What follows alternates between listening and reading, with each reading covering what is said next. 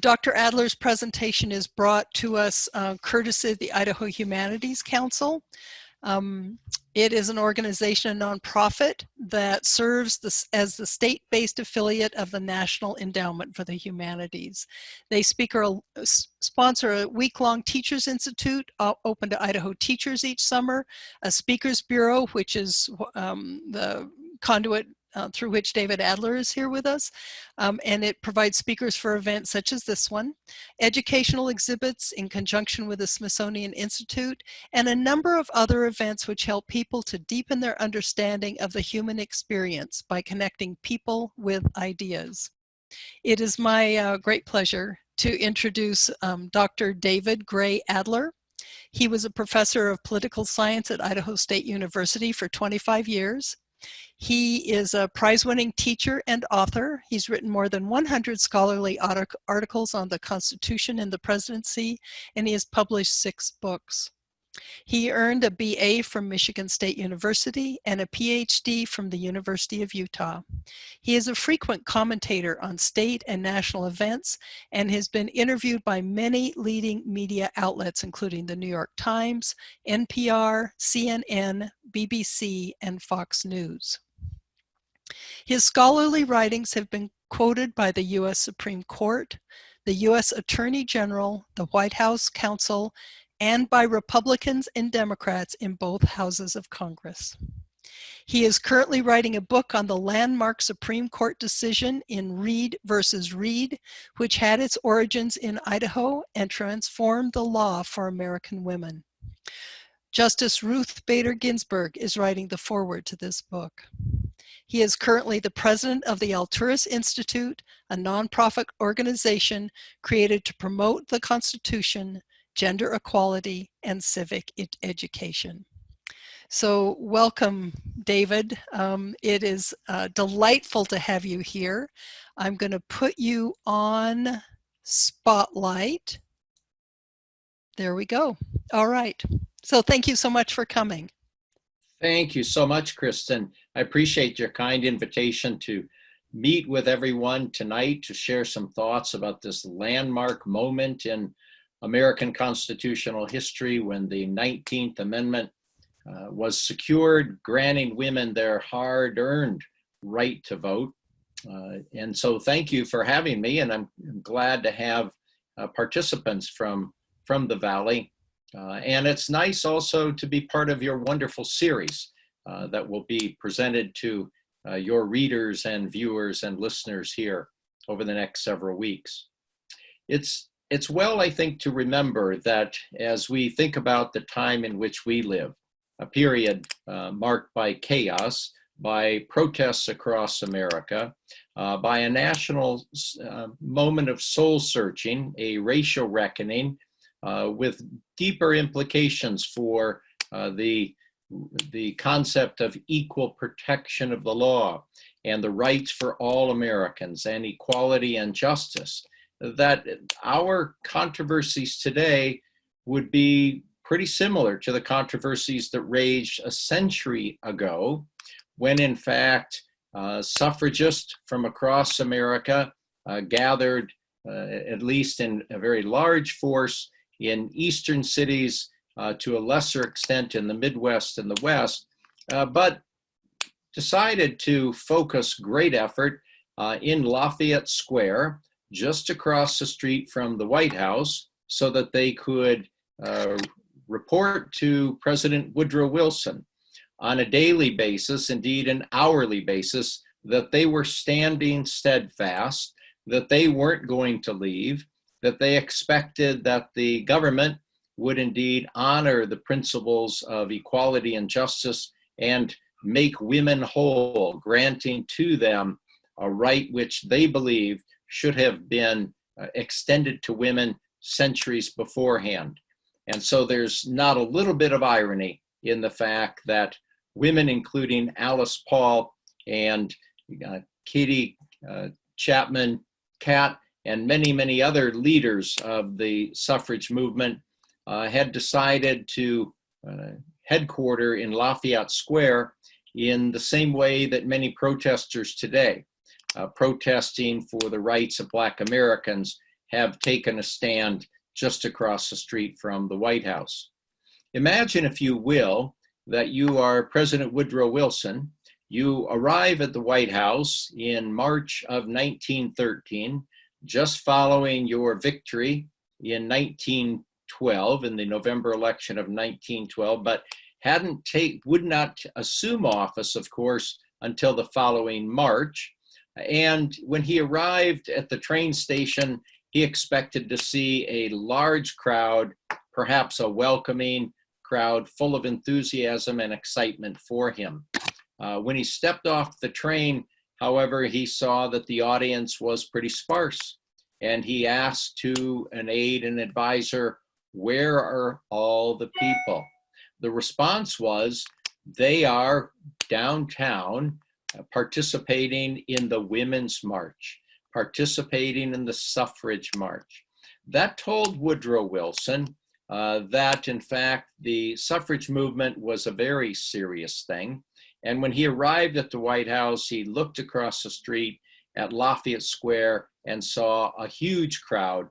And he knew now that the issue of women's suffrage, which he had not been interested in thus far in his political career, he, a man born in the South, considered himself a Southerner, because after all, Virginia was the place where he was born and raised, and he lived much of the time in Maryland. He was where he taught at Johns Hopkins University and then became president. He wasn't much interested in the principle of equality for women.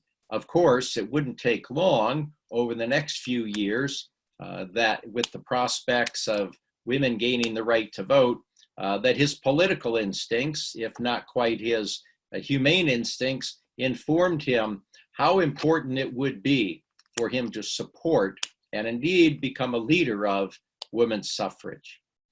So imagine if you're Woodrow Wilson at that point and you hear great female leaders reminding the president that the time for women to earn a right to vote is long overdue.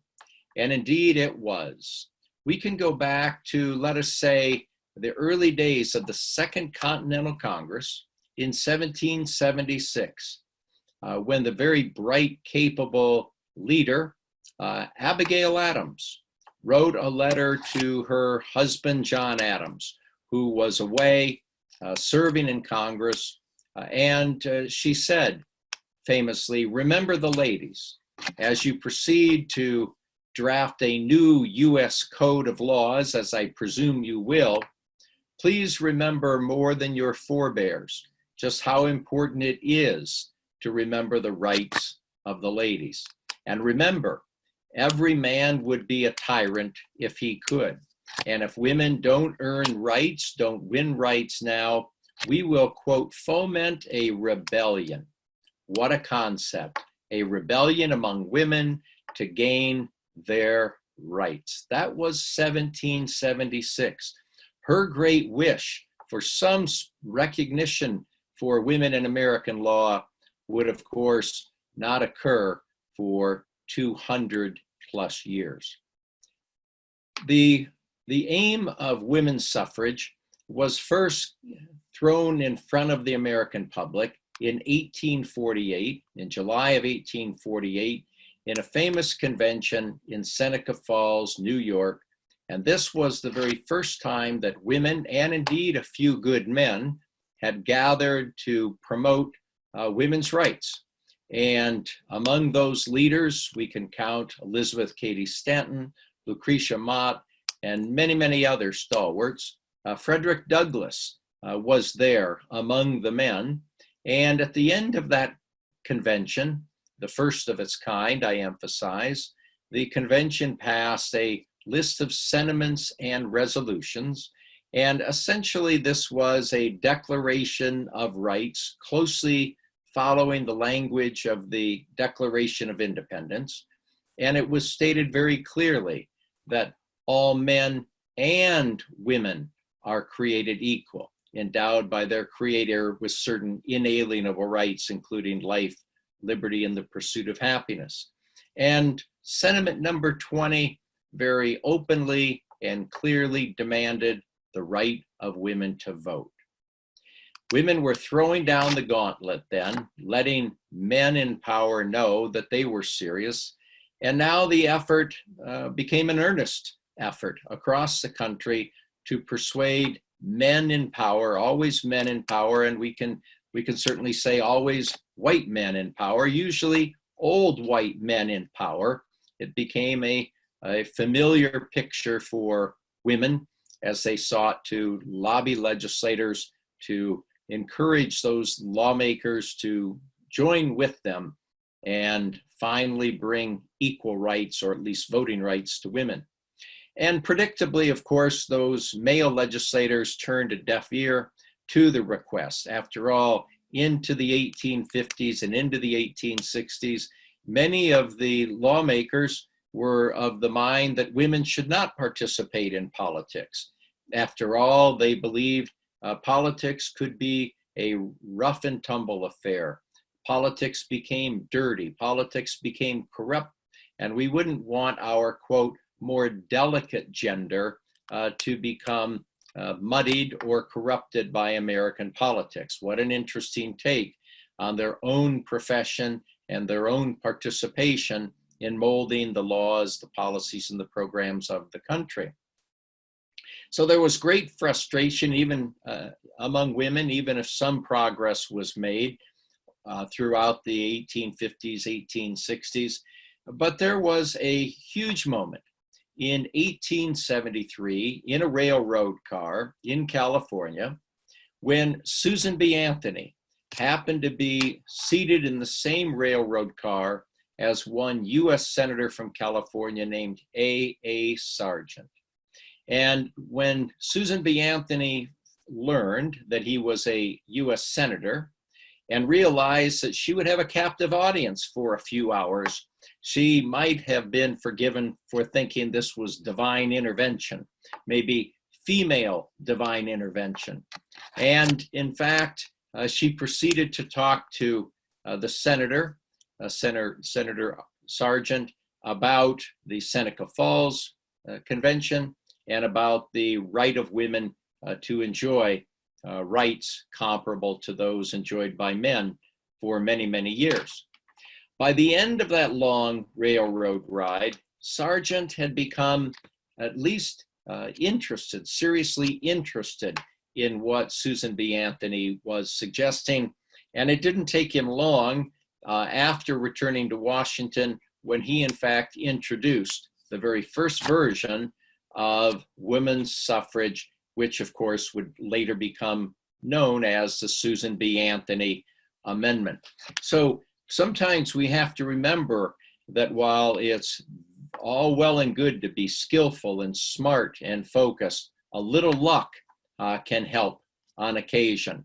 And Susan B. Anthony found some good fortune that day. Even though Senator Sargent introduced the Susan B. Anthony Amendment, there weren't many colleagues who were interested in that.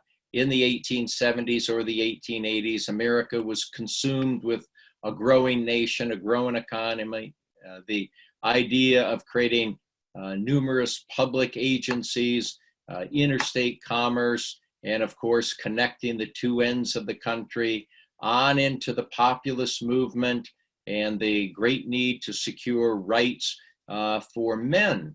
But along the way, at the turn of the century and on into the early part of the 20th century, people began to realize it's pretty useless to simply assert rights for men in the name of democracy and freedom and justice and leave behind women.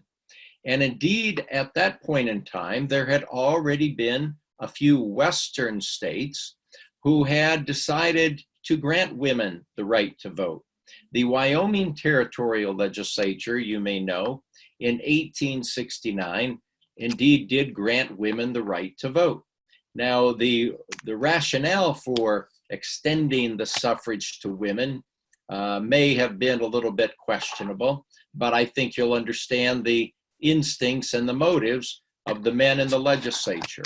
Already at that point in time in Wyoming, men outnumbered women 2 to 1. it was a tough time to find a date. And those with a little broader thinking on a little bit higher intellectual horizon realized that if Wyoming did indeed grant women the right to vote, that some women who lived in the eastern part of the United States might recognize that their future lay in a long trip west, and so they might be able to vote with their hands if they first voted with their feet, so to speak. And so women began to move to Wyoming. And so in a moment of great significance, the Wyoming legislature, as I say, extended the right to vote to women.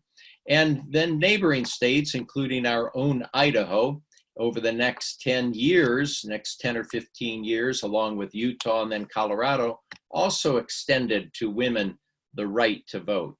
So by the turn of the century and on into the early days of the populist and progressive movement, a movement characterized as an effort by legislators to improve the quality of life for all Americans, it became natural then to begin to mesh the interest of women with the broader societal interest in protecting men in the workplace, men in the mines, small children, prohibiting child labor. And oh, by the way, it was Utah, not a striking radical state, that became the first state in the mid-1890s to extend legislative protection to women who worked in the mines. So in many interesting ways, states which have become known as bastions of conservatism were back then, a century or so ago, the first states to begin to recognize the rights of women in various places. With the election of 1912 and the election that is of Woodrow Wilson to the White House, the move to broaden the franchise was now picking up steam with members of Congress. We might have predicted it would occur because, after all, once the franchise was extended to women in 4 and then 5 states, and by 1915 to some 12 states, it might have appeared to many that the die was cast, so to speak.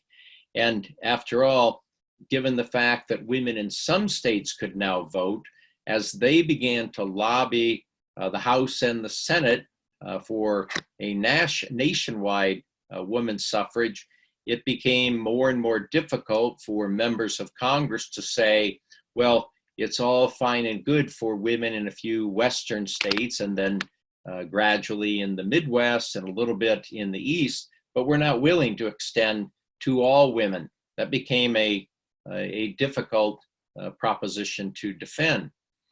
And Woodrow Wilson, in his re-election bid in 1916, could see the future. And he began to pick up the argument that women deserve the right to vote. Ironically, there were a couple of senators from Ohio who took very different views on the question of women's suffrage.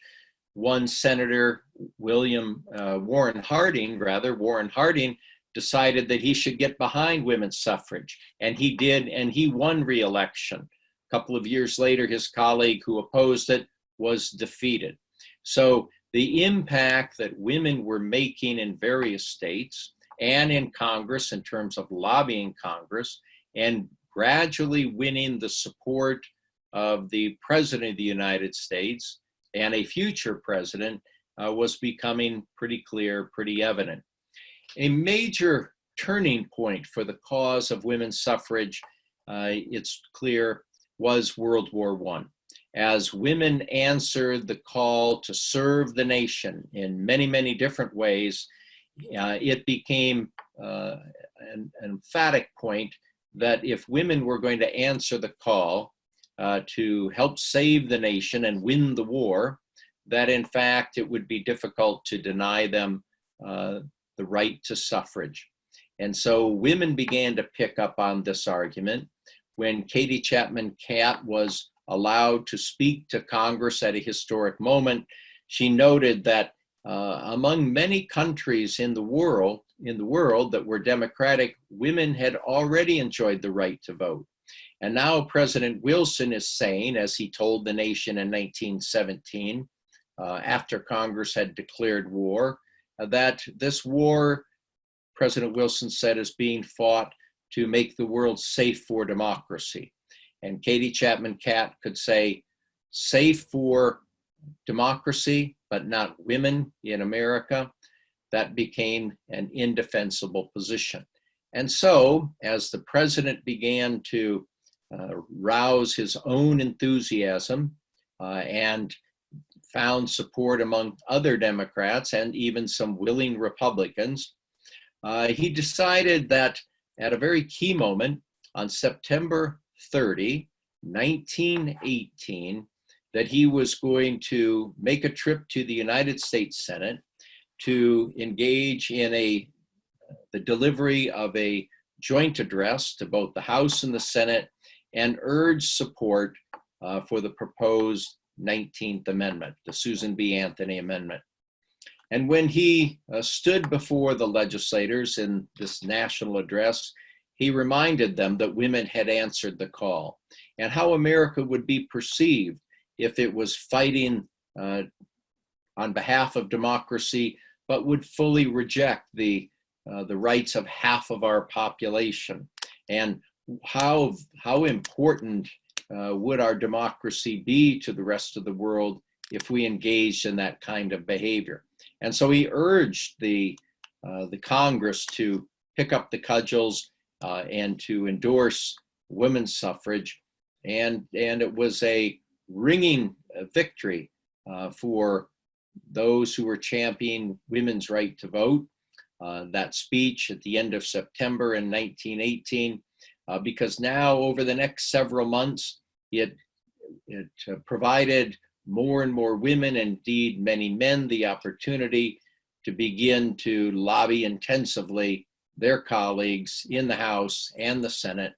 And in June of 1919, the move was successful, and the House and the Senate were able, just a few weeks apart, to begin the process of presenting the newly proposed 19th Amendment to a nation where American voices from coast to coast, west to east, north to south, could weigh in on this momentous occasion. And so as the states began to ponder this question of extending the right to vote, state legislatures all over the country were meeting, were discussing, and a number of Western states, predictably, were among the first to ratify the proposed 19th Amendment. Some Midwestern states came along quickly, and some Northeastern and New England states joined the crowd to support the extension of the right to vote to women. Of course, we recognize that under Article 5 of the Constitution, well known as the Amendatory Clause, that in order for a proposed amendment to become part of the Constitution, that 3/4 of the states must agree to ratify that proposed amendment.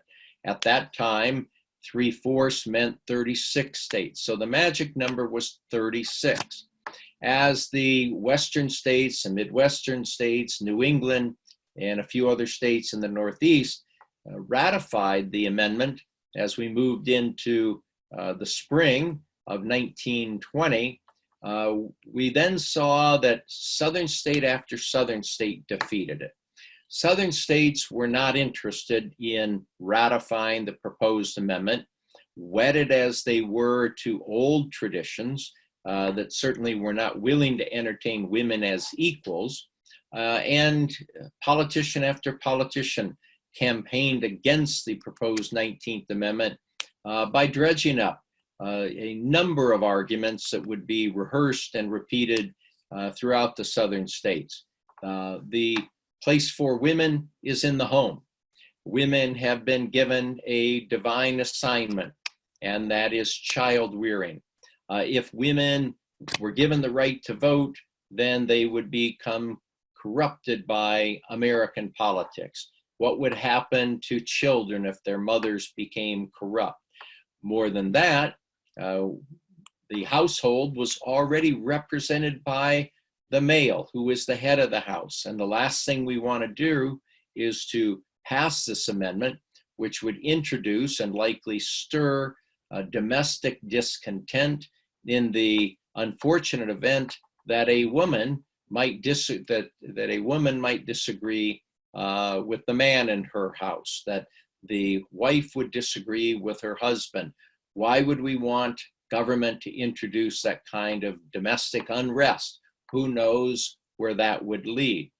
And then, of course, if you grant women the right to vote, what will they want next? Will they want to hold seats in the House? Will they want to hold seats in the Senate? There's no end to this parade of horribles, you see. And of course, given the tenor of the times and the history of the United States, which resonates in our country today, ultimately racist arguments were brought into the fold. In southern states, for example, it was frequently stated that the 14th Amendment, which was ratified in 1868 and granted the newly freedmen the rights of equal protection and due process of law and liberties and privileges of citizenship of the United States, was not an amendment that southern states voluntarily embraced. They believed that a gun had been held to their heads by the Union, and indeed ratification by states of the 14th Amendment was the price that the former Confederate states paid to gain readmission to the Union. And so the southern states resented that. And politician after politician made note of the fact that, in fact, the Southerners were not in favor of the 14th Amendment because now, some 60 years later or so, look what has become of the country as Blacks were given equal protection and due process. That argument might seem hollow because we are well aware of the fact that that was the height of segregation and Jim Crow, and there was nothing approaching equal protection of the laws for Black Americans in 1919. But nonetheless, the argument was made. Of more concern, much deeper concern for Southern politicians who railed against the proposed Susan B. Anthony Amendment was the possibility that Blacks would begin to govern whites. Already, with the passage of the 15th Amendment, which gave former slaves the right to vote, now there was deep concern that Black men could rival white men in the pursuit and perhaps the acquisition of power. That was bad enough.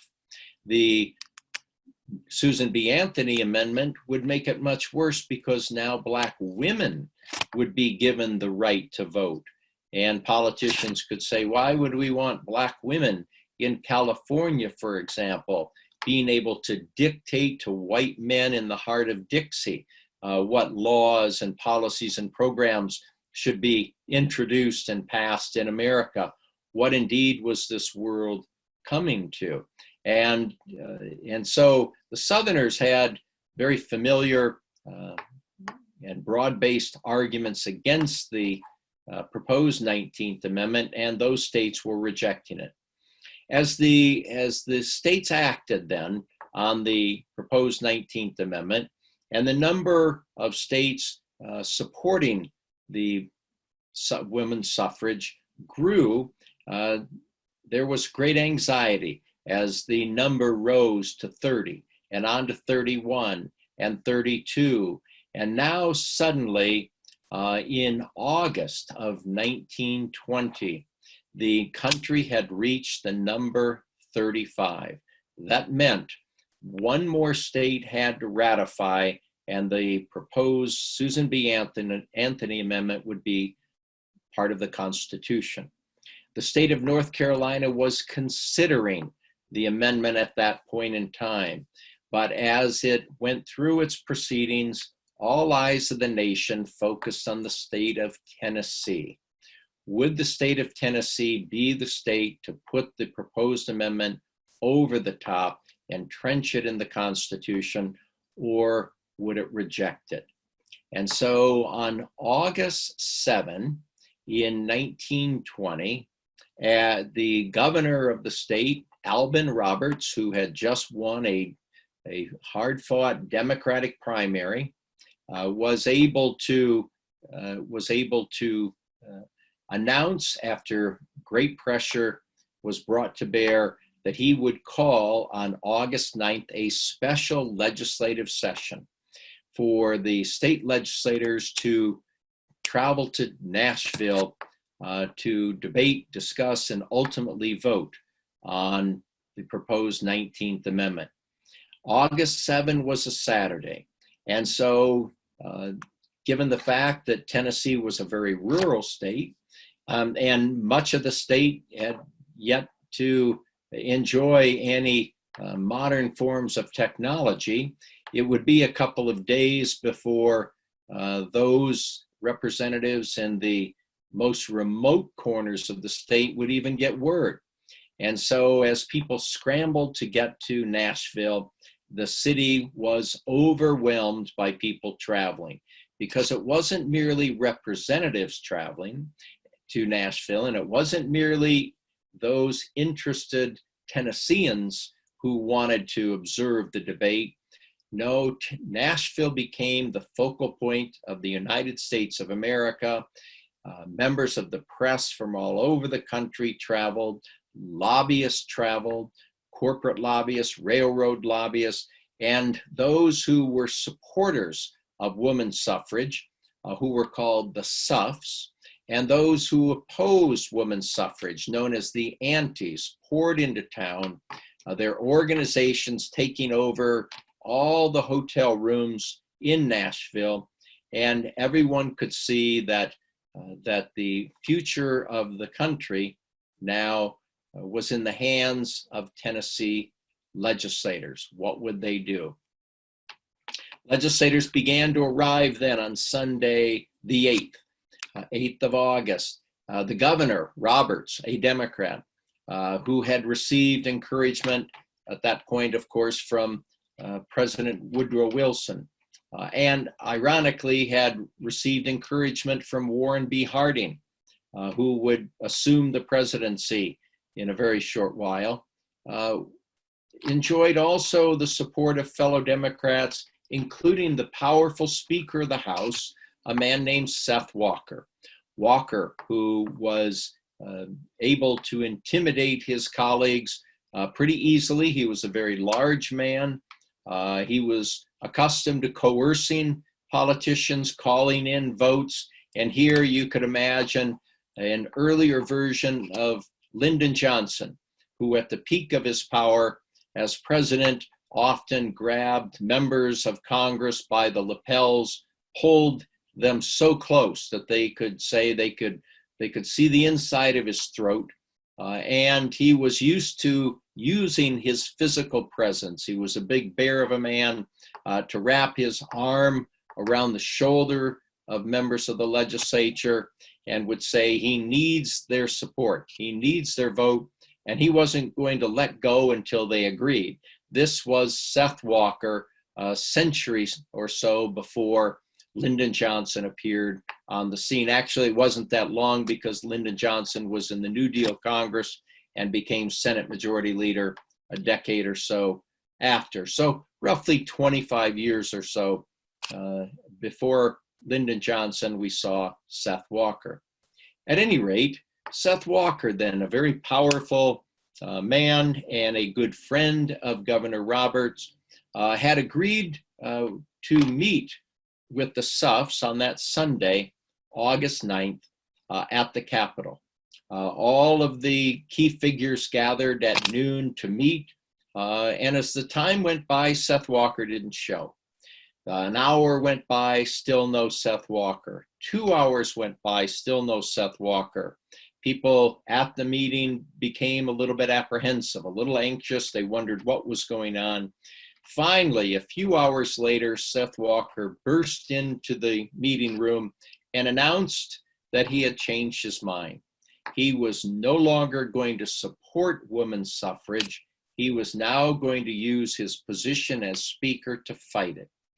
This left all of the suffs in the room and the governor and the legislators crestfallen, because with the support of Seth Walker, they believed that the proposed Susan B. Anthony amendment was cruised through the legislature because they believed that they had a firm handle on it in the Senate. The House was another matter, but they didn't worry much with Speaker Walker on their side. Now they had a lot to worry about.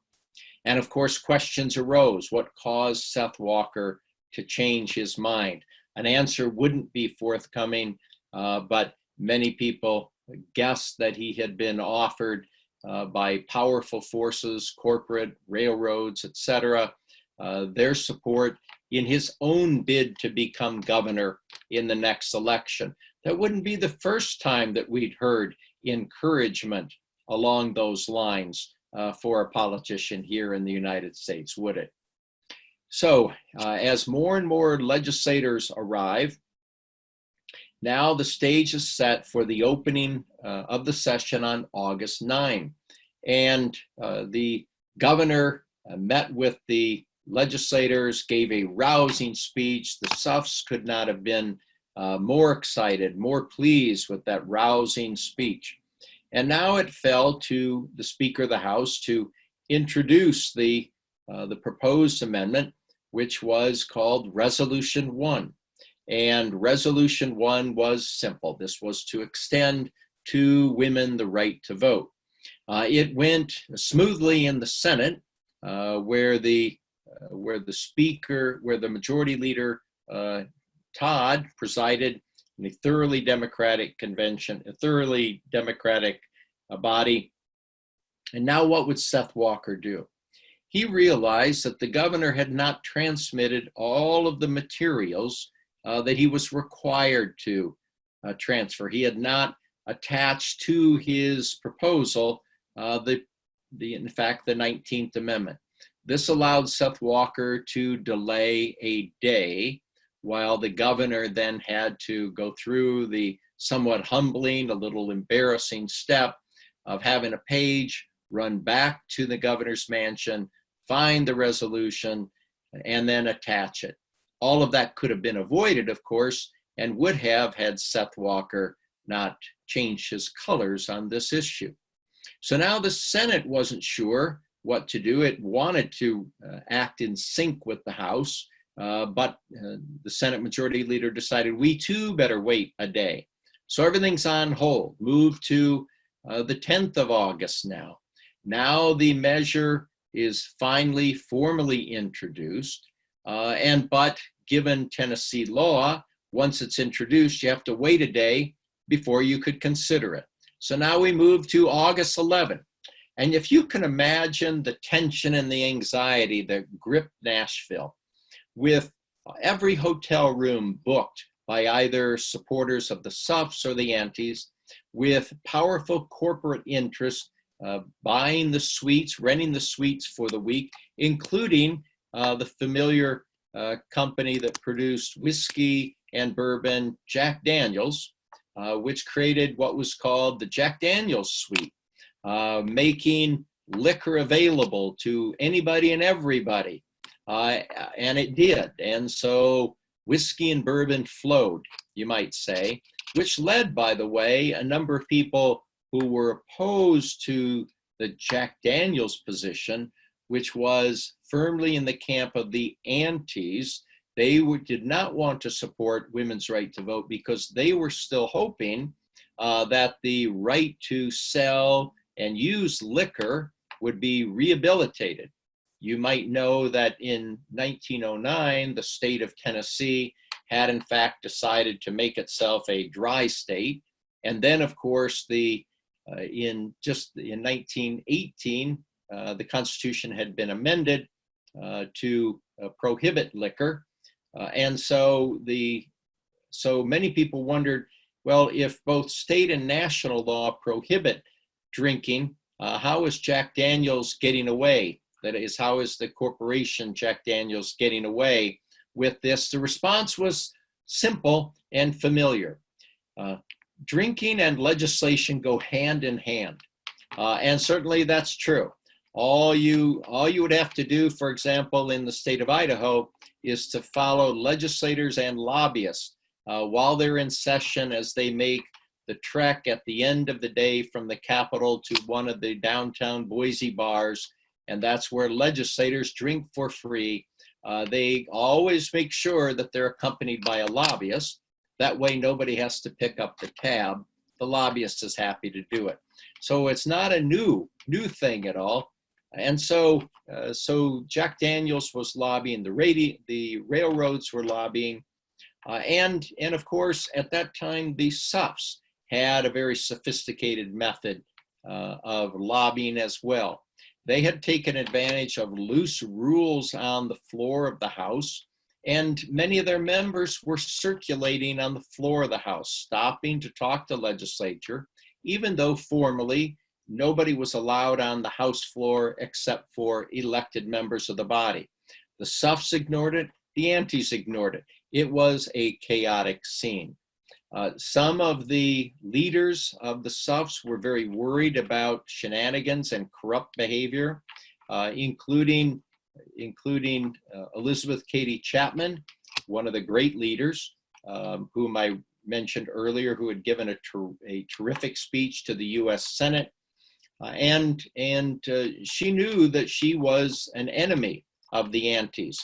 And so she always was worried that the antis might resort to some unjustifiable, perhaps illegal behavior to expose her in one way or another, to embarrass her, since she was the leader of the SUFs, given the fact that Alice Paul was staying back in Washington and essentially helping to coordinate or strategize from the nation's capital. And indeed, one day during this session, Kat had decided to lie down for a nap in her hotel room. And as she put her hands under her pillow, she felt an unfamiliar object. She looked, pulled it out. It was a bottle of whiskey. Somebody had put it under her pillow. Now her mind raced. Should I expect at any minute the police to burst through the hotel doors and arrest her for the possession of liquor, which was in violation of the state law, and of course in violation of the Prohibition Amendment?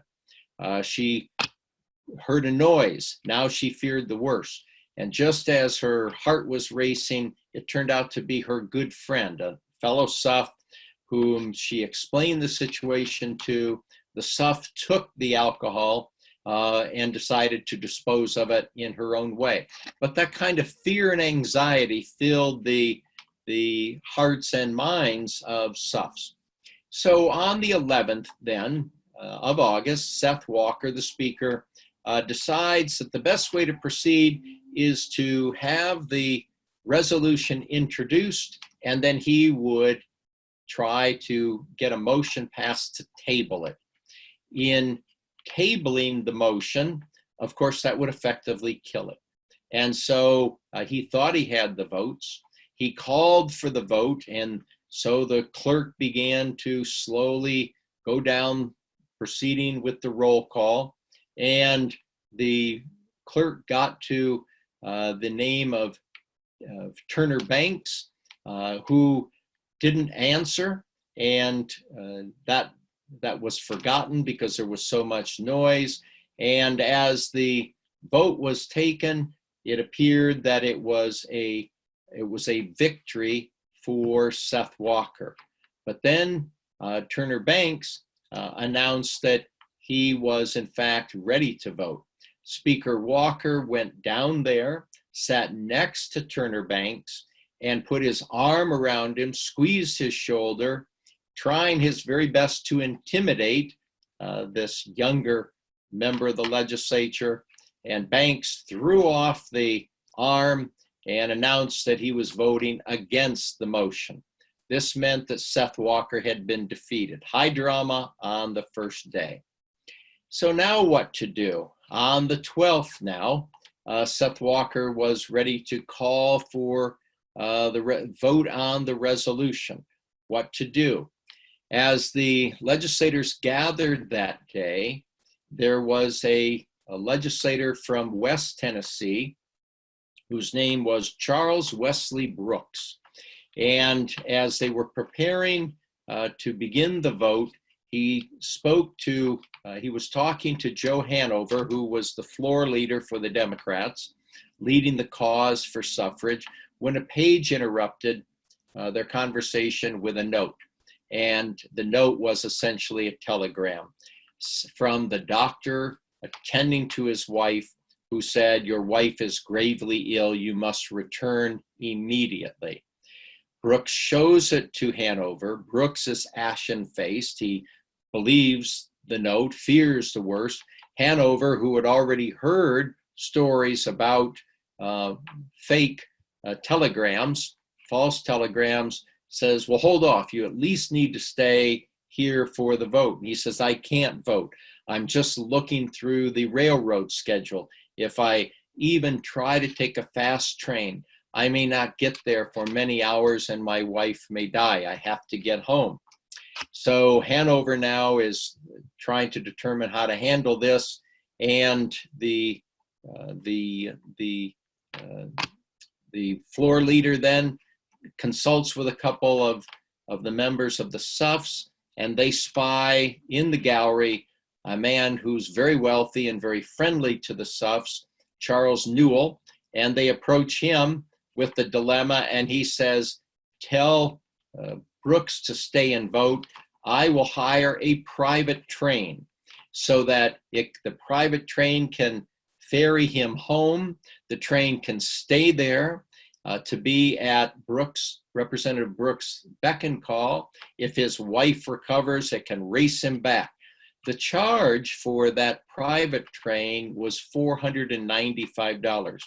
In contemporary terms, that's a value of roughly $6,500. So here luckily this wealthy man was in the gallery, and he came to the rescue. This allowed him to participate in the vote. The vote came, and it turned out to be a tie vote. Now what to do? Now the vote would be delayed for another day. And so after some parliamentary maneuvering, Seth Walker looked to Friday the 13th and said, "We're going to hold the vote today." On Friday the 13th, the Tennessee Senate overwhelmingly passed the proposed Susan B. Anthony amendment. And so this now meant that there were essentially 35 and a half states in favor of the Susan B. Anthony amendment, and now all the focus was once again on the House. Here, as Seth Walker decided, as he looked around the chamber, he realized that some of his own members had departed. Given the intense pressure, some legislators on both sides, Suffs and Antis, had looked for a way out of town. Some of his own members had in fact left town. So he decided that the members of the Tennessee House of Representatives needed more time to think about this momentous issue, and he called for a vote to adjourn, and he won on the vote to adjourn. So now a long weekend would intervene. So you move now to Monday as legislators gather again. The Suffs were beside themselves. The delaying maneuvers they feared would simply come to hurt them, given the efforts by some corporations and others to bribe members of the Suff legislature. And indeed, there was one who approached Joe Hanover, the floor leader of the House, on Monday, and he said, "Joe, I'm going to switch my vote. Jack Daniels has given me $200. I'm going to switch my vote. Sorry, Joe, but I need the money." And so Joe Hanover was very smart, quick, it occurred to him, he said, well, you just sold out too cheap. There are others who are offering $500 bills. And so in some colorful language, the legislator who felt ripped off, and he said, those sons of a guns, they don't get my vote. I'm staying with you, Joe. So that was the nature of what was occurring. And so on this day, when the vote is going to be taken on the 16th, the parliamentary maneuver now taken by Seth Walker is to have his floor leader, who is the House Majority Leader, a man named William Bond, decide to intervene with an appeal to the Tennessee tradition. He is recognized by Speaker Walker, and Bond stands up and says, you know, we can't vote. We cannot vote to approve this 19th Amendment because, first of all, we Tennesseans recognize and we remember what happened to us with the 14th Amendment, and he rehearses some of the history that I shared with you earlier, which had been uttered in various Southern conventions. And he said the 14th Amendment was rammed down our throats. We resented that, and that was in 1868. Therefore, in a special state convention, the legislature of Tennessee introduced a proposed amendment to the state constitution, which was then ratified by Tennessee voters. And that provision in the state constitution said that members of the Tennessee legislature may not vote on any proposed federal amendment until facing the voters in an intervening election. And thus, we need to be true to the state constitution. That, of course, would mean that the vote on the proposed amendment would be delayed by another 18 months or so. A pretty strategic way to try to defeat it. And he acknowledged, William Bond acknowledged on the floor that yes, the Supreme Court of the United States had held that Tennessee provision unconstitutional, but they thought that that court, the Union Court, was wrong about the Constitution. But he said, let me, in the spirit of compromise, suggest this. Let's say that the legislators in this grand body should agree to allow all the voters in the state of Tennessee to make their wishes known in county conventions in a week from now.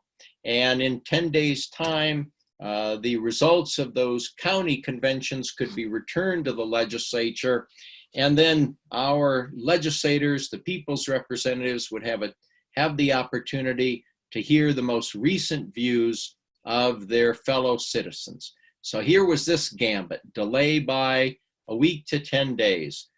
And so Seth Walker immediately abdicated the chair, and the temporary chair called on him, and he gave a rallying speech to support that and said, who are we to ignore the wishes of the citizens back home? Of course, we are under a great obligation now to consult with the wishes of the people. And let's remember, let's hope that the great spirit of Andrew Jackson and the Mountain Patriots will be remembered by this legislative body as they prepare to vote on the question of sending this issue to, in fact, the voters back home. So now another day is wasted, and the vote is taken on this question of referring it to the voters back home, and ultimately this motion is defeated. So now we move on to the 17th of August. More shenanigans are in store, more word of bribes, more underhanded parliamentary maneuvers. On the 17th, there is yet another effort to delay the vote, and this time Walker realizes he's going to lose, and so he calls for the adjournment of the session to the 18th. So August 18th becomes the great day in American history. Now the vote is going to be taken, and there walks into the legislature a young legislator from the eastern part of the state. His name is Byrne, Harry Byrne, and he is wearing a red boutonniere. What's the significance of a red boutonniere? Well, this vote on the proposed Susan B. Anthony Amendment was regarded as War of the Roses. Those who supported the cause of the suffragists wore a yellow boutonniere. Those who were among the antis wore a red boutonniere. When Harry Byrne walked in, the suffs in the gallery were shocked. He had told them that he could not commit, but he would never do anything to hurt them. Well, if that's so, why is he wearing a red boutonniere? He has turned. He seems to want to tell everybody what they want to hear. Moreover, Banks Turner is in the legislature now, and he's viewed with great suspicion on that day that the vote is going to be taken. As the clerk begins the roll call, the clerk gets to the name Banks. He pauses. He doesn't vote. They get to the name of Harry Byrne. He pauses. He takes out of his pocket a letter that had been delivered to him that morning by a page. He reads it, puts the letter back in the pocket of his suit coat, and he too passes. So the clerk goes down through the entire vote. Now the clerk comes back a third time and calls the name Turner Banks, and the body is focused very carefully on Turner Banks, who had already disappointed the antis, you recall, by voting not to table the resolution to delay. And he passes yet again. Now they get to Harry Byrne. Harry Byrne, and the chamber is going nuts. There's a lot of noise. It's hard in the commotion for anybody to hear. The clerk calls Harry Byrne on the question of ratifying the 19th Amendment. He says aye, but almost nobody notices at that point in time, given the commotion and the concern about Turner Banks. So as the clerk follows the vote at that point, it becomes clear at the end that it's a tie vote, or so the antis think. They think it's a tie vote because in all the noise, they had failed to recognize that Turner Banks had paused. Now, recognizing that he had yet to vote, the clerk goes back to Turner Banks, said, "Mr. Banks, how do you vote?" He stood up and said, "I vote aye." And that is how the 19th Amendment was passed in the Tennessee legislature. You might wonder what was in that letter that in fact Harry Byrne had read and placed in his coat pocket. The letter had been sent to him from his mother, whom he supported. She was widowed, and he read the letter right before he voted. It was a very difficult vote for him because he knew that most voters in his district were opposed to women's suffrage. He was working as a clerk for the railroad. He did not want to lose his job. The railroad didn't want to see women's suffrage become part of the Constitution. And as he read that letter, the letter said, "Dear son, I have seen how Senator Candler has handled this matter. I've read about him in the newspapers, but I've heard nothing from you. I don't know how you intend to vote. But please be, quote, a good boy and support Mrs. Cat. Love, Mom." He read that note.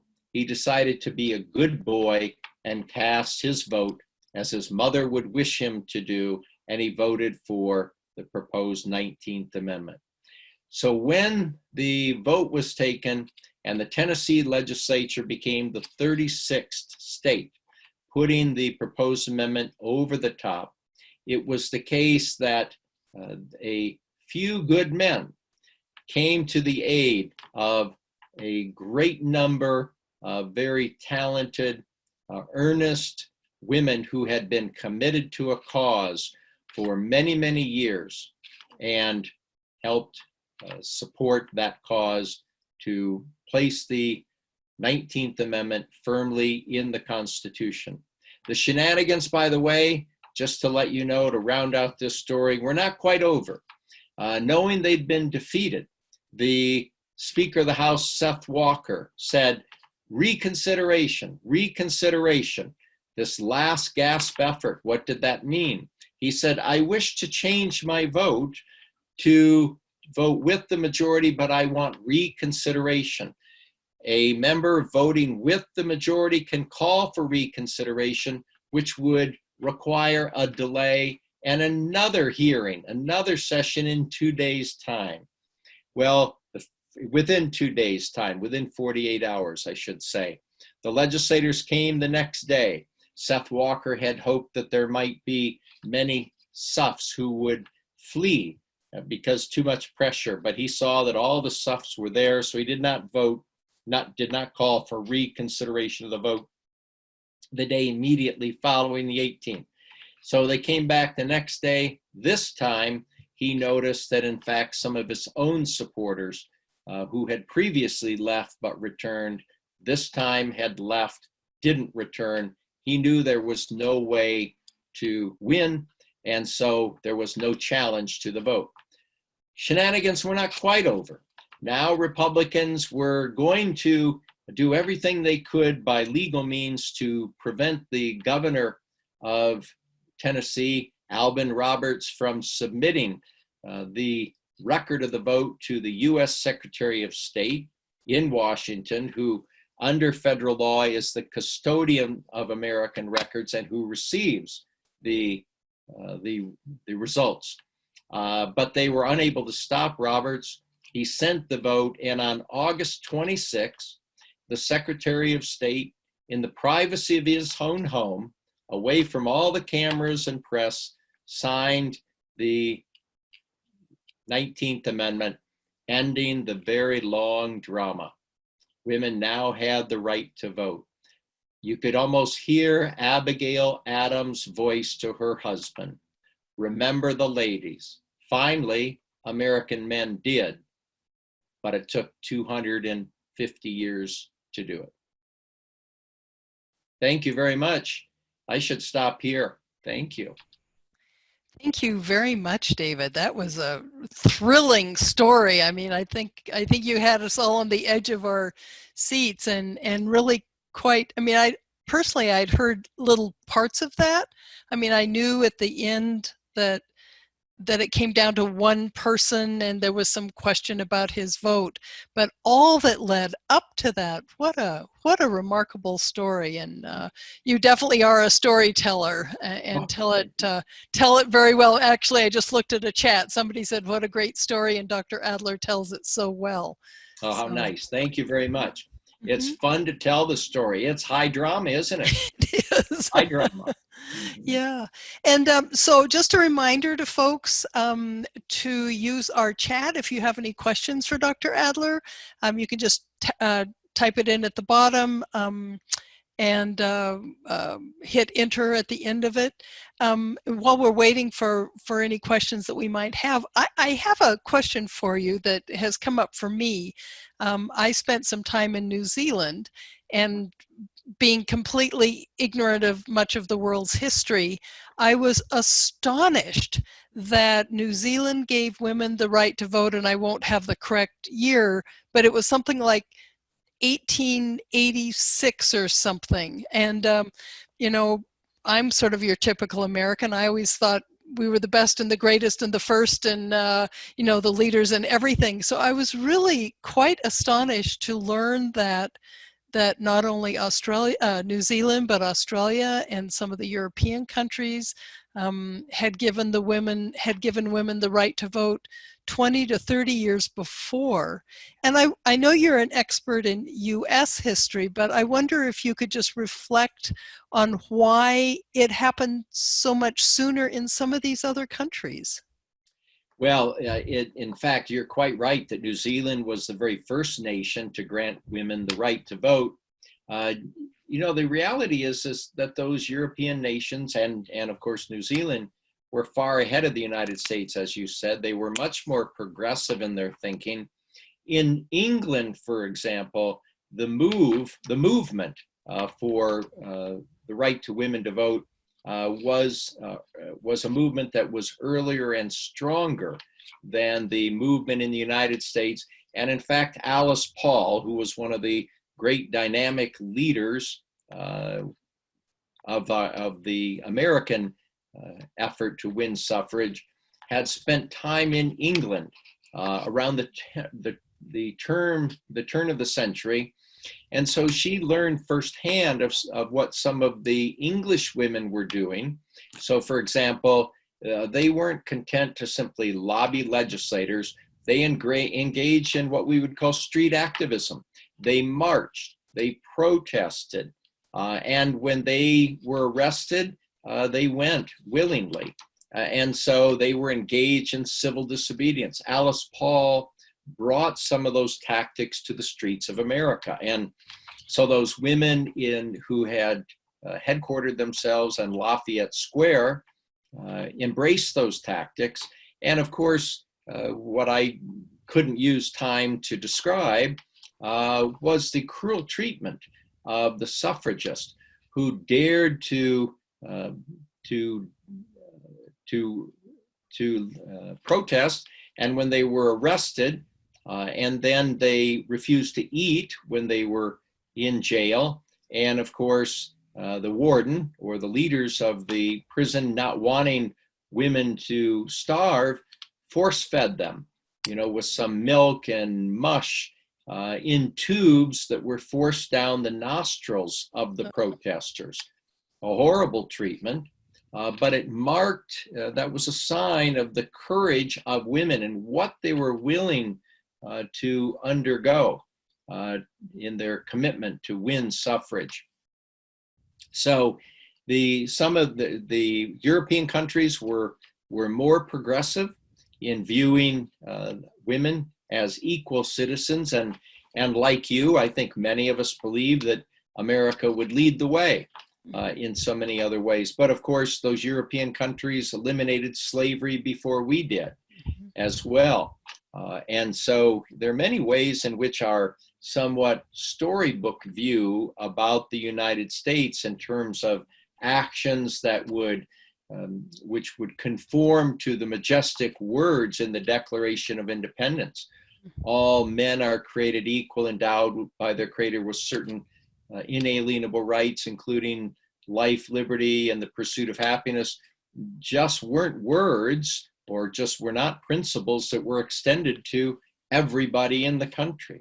Or the 14th Amendment, the guarantee of equal protection and due process of law to the newly freed men, not carried out. So what we witnessed then, what we're witnessing in our time at this moment of racial reckoning here in America, is that for many, many years, there has been a great gap between the words and deeds of American officials in the treatment of women, in the treatment of people of color, and so forth. And so I think that the mistreatment of women, the cruel treatment of women, is but one aspect of this history, which is not quite the bright textbook history that we would prefer to be reading.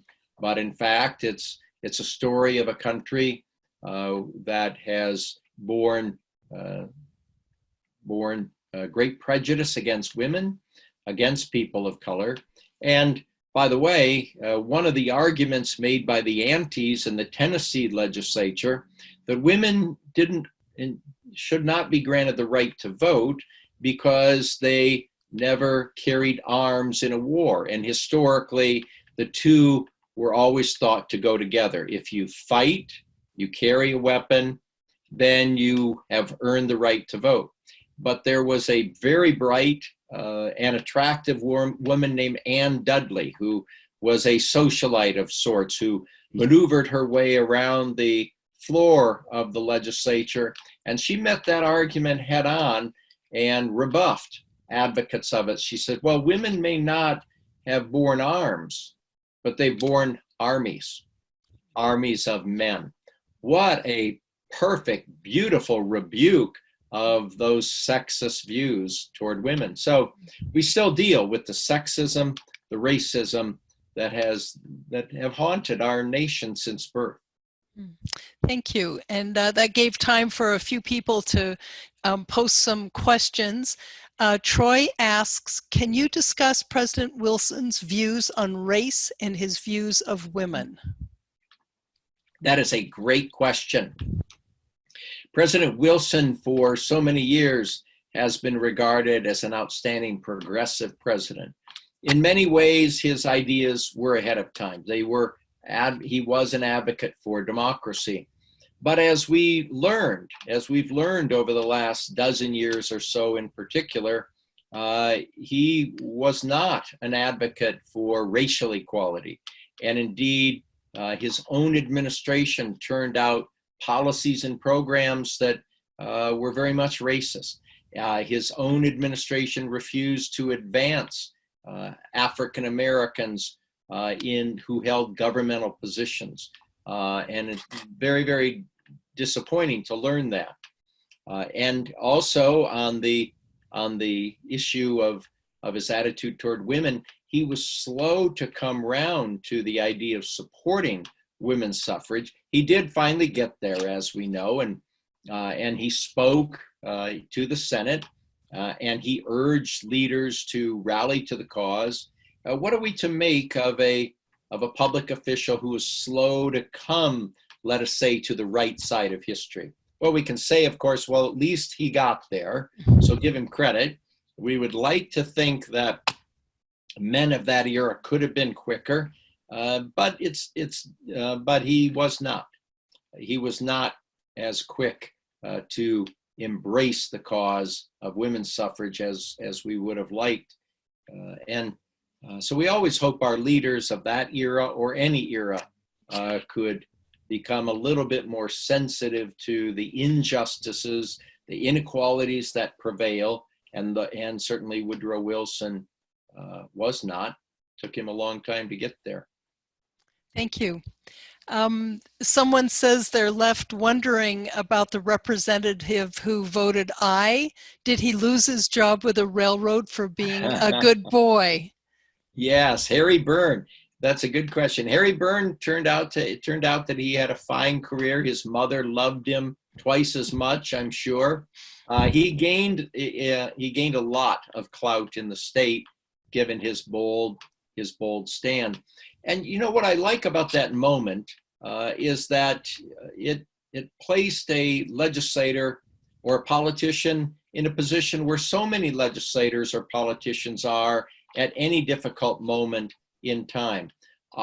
Is a politician willing to do the right thing, to risk his or her position, to lose clout?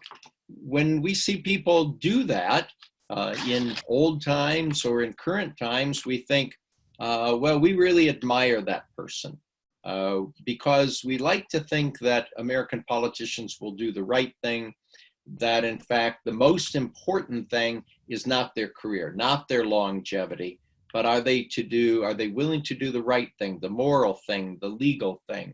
I think that's when we gain a lot of admiration and respect and even affection for those politicians. And I think probably we all wish that we had more. Thank you for that answer. John says, thanks so much for this great talk. I wonder if you could talk a little bit about how later developments like the 1965 Voting Rights Act might complicate commemorations of the 19th Amendment. Interesting question.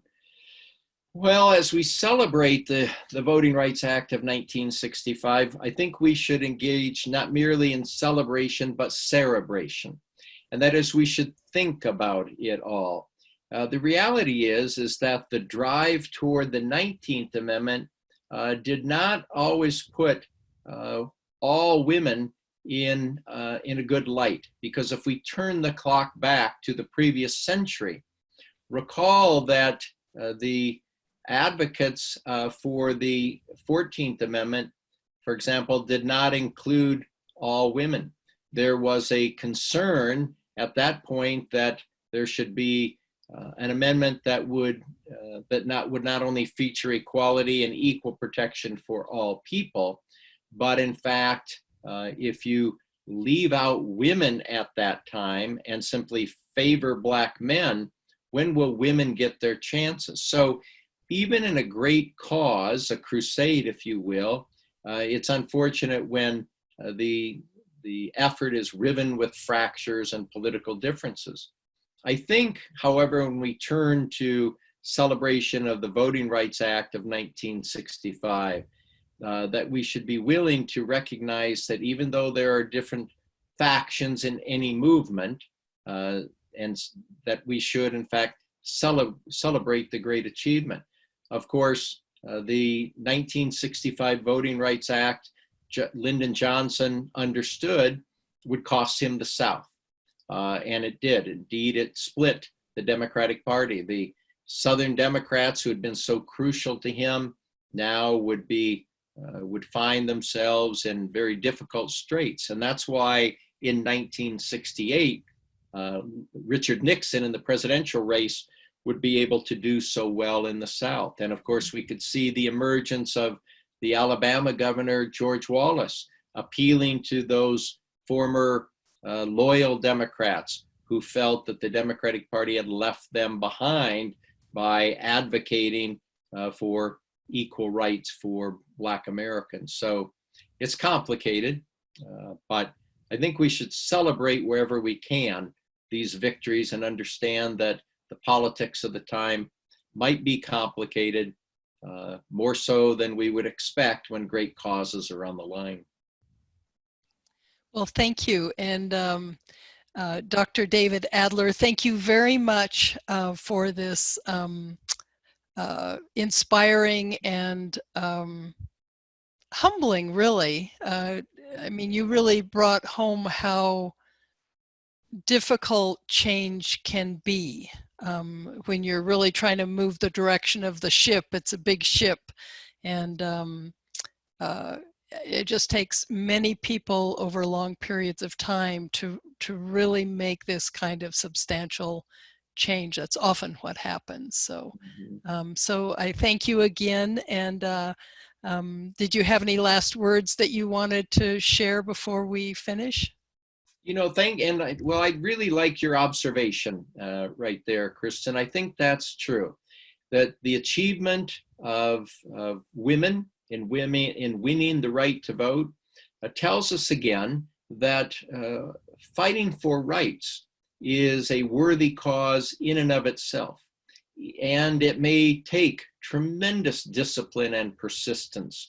And I admire the persistence and the discipline of women who have fought so hard, because frankly, at the dawn of the Republic, women were dealt their fate from the bottom of the deck. They were not regarded as equals. Indeed, under the doctrine of coverture, they had no legal status. When women were married, they were simply subject to the whims, the decisions, arbitrary actions by their husband. And so that meant that this cause was doubly important, not only to move beyond the law of coverture, but to begin to view women as equal citizens. And of course, the fight goes on, doesn't it? The ERA, the defeat of the Equal Rights Amendment, was a great defeat. And ironically, after the 19th Amendment had been secured, Alice Paul did say, and now the fight begins for other rights for women. What would she have thought in 1919, that women would still be fighting for equal rights in our country?